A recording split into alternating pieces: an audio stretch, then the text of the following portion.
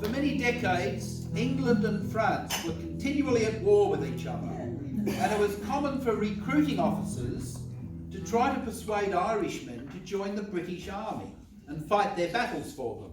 There are many Irish recruiting songs. One that I sang earlier this year was Mrs. McGrath, a very well-known one, where the recruiting officer convinces Mrs. McGrath that her son would look great in a soldier's uniform, and she regrets getting him to join the army because he comes back very injured. But I'm going to do a different one. This song, Arthur McBride, takes the form of an increasingly heated debate between a recruiting officer and a young man who has no desire to take the king's shilling.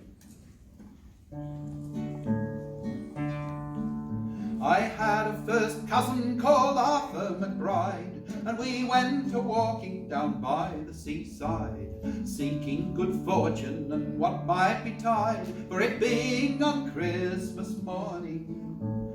For recreation we went on a tramp, where we met Sergeant Harper and Corporal Crump, and a little wee drummer intending to camp, for the day being pleasant and charming.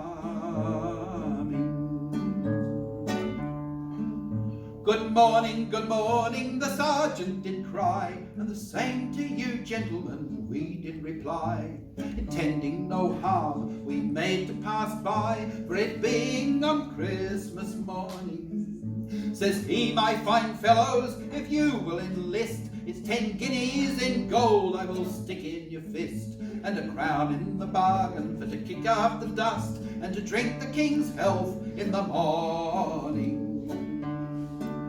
For a soldier he leads a very fine life, and he always is blessed with a pretty young wife, and he pays all his debts without worry or strife, and he always lives pleasant and charming. And a soldier he always is decent and clean, in the finest of clothing he's constantly seen, while other poor fellows go dirty and mean, and sup on thin gruel in the morning. But, says Arthur, I wouldn't be proud of your clothes, for you've only the lend of them, as I suppose, and you dare not remove them one night, for you know, if you do, you'll be flogged in the morning. And although we are single and free, we take great delight in our own company, and we have no desire strange places to see, although that your offers are charming.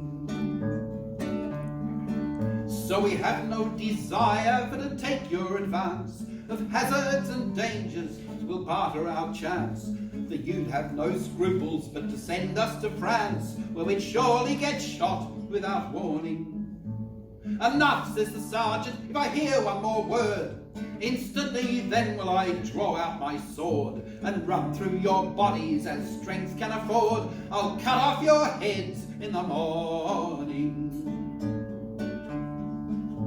But Arthur and me, well, we took in the odds, and we gave them no chance for to draw out their swords. Our trusty shilliners came over their heads, and we bade them take that as fair warning.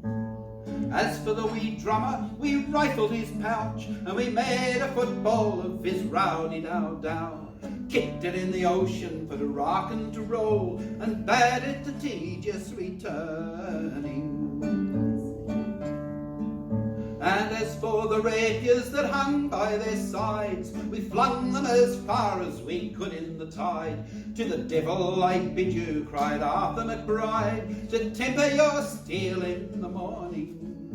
I had a first cousin called Arthur McBride, and we went a-walking down by the seaside, seeking good fortune and what might betide, for it being on Christmas morning.